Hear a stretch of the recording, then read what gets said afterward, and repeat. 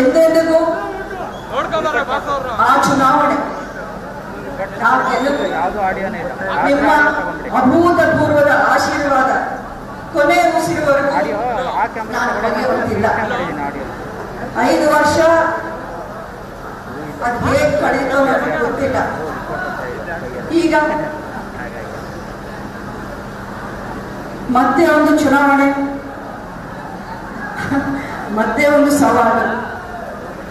2019ರಲ್ಲಿ ಯಾವ ರೀತಿ ಗೊಂದಲಗಳಿತ್ತು, ಯಾವ ರೀತಿ ಸವಾಲುಗಳಿತ್ತು, ಅದಕ್ಕಿಂತ ಹೆಚ್ಚಿನ ಸವಾಲುಗಳು ಇವತ್ತಿನ ದಿನಾನು ನಮ್ಮ ಮುಂದೆ ಇದೆ.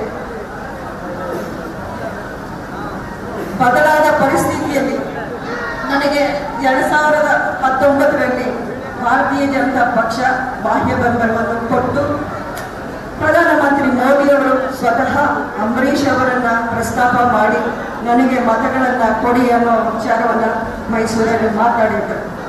ಅದೇ ನಿಟ್ಟಿನಲ್ಲಿ ನಾನು 2023ರಲ್ಲಿ ಭಾರತೀಯ ಜನತಾ ಪಕ್ಷದ ಅಸೆಂಬ್ಲಿ ಎಲೆಕ್ಷನ್ ವೇಳೆ ನನ್ನ ಬೆಂಬಲವನ್ನ ಅವರು ಕೊಟ್ಟು ನಾನು ಪ್ರಚಾರವನ್ನು ಮಾಡಿದ್ದೆ. ಇವತ್ತು ಮೈತ್ರಿಯಲ್ಲಿ ಅವರು JDS ಪಕ್ಷದೊಂದಿಗೆ ಹೊಂದಾಣಿಕೆ ಆಗಿದೆ. ಬದಲಾದ ಪರಿಸ್ಥಿತಿ, ಅದೇ ಬದಲಾದ ಸವಾಲು ನಮ್ಮ ಮುಂದೆ ಇದೆ. ನಿಮ್ಗೊಂದು ವಿಷಯ ತಿಳಿದಿರಲಿ, ಒಂದು ಕಿವಿ ಮಾತು ಹೇಳ್ತೀನಿ. ನಾನು ಕೊನೆಯ ಗಳಿಗೆಯವರೆಗೂ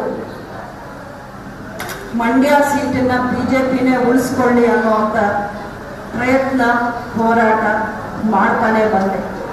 ಅದು ನಿಮ್ಮೆಲ್ಲರಿಗೂ ತಿಳಿದಿದೆ ಅಂತ ಭಾವಿಸಿದ್ದೀನಿ. ಯೂಟ್ಯೂಬ್ನಲ್ಲಿ ಕರ್ನಾಟಕ ಟಿವಿ ಅಂತ ಸರ್ಚ್ ಮಾಡಿ, ನಂತರ ನಮ್ಮ ಕರ್ನಾಟಕ ಟಿವಿ ಸಬ್ಸ್ಕ್ರೈಬ್ ಮಾಡಿ. ಸಬ್ಸ್ಕ್ರೈಬ್ ಆದ್ಮೇಲೆ ನಿಮಗೆ ಹೋಮ್ ಪೇಜ್ ಬಂದರೆ ಕಮ್ಯುನಿಟಿ ಅನ್ನೋ ಆಪ್ಷನ್ ಸಿಗುತ್ತೆ. ಈ ಕಮ್ಯುನಿಟಿ ಆಪ್ಷನ್ ಕ್ಲಿಕ್ ಮಾಡಿದ್ರೆ ನಿಮ್ಮ ಕೆಳಗಡೆ 28 ಲೋಕಸಭಾ ಕ್ಷೇತ್ರಗಳ ಒಂದು ಪೋಲ್ ಕ್ರಿಯೇಟ್ ಮಾಡಲಾಗಿದೆ.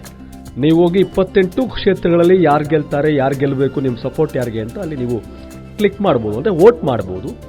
ಇಲ್ಲೇನು ವೋಟಿಂಗ್ ಆಗುತ್ತೆ ನಾವು ಪ್ರತಿದಿನ ನಾವು ನ್ಯೂಸಲ್ಲಿ ನಿಮಗೆ ಅಪ್ಡೇಟ್ ಮಾಡ್ತಿರ್ತೀವಿ. ಇದು ಮತದಾನದ ದಿನದವರೆಗೂ ಕೂಡ ಈ ಪೋಲಿಂಗ್ ಓಪನ್ ಇರುತ್ತೆ.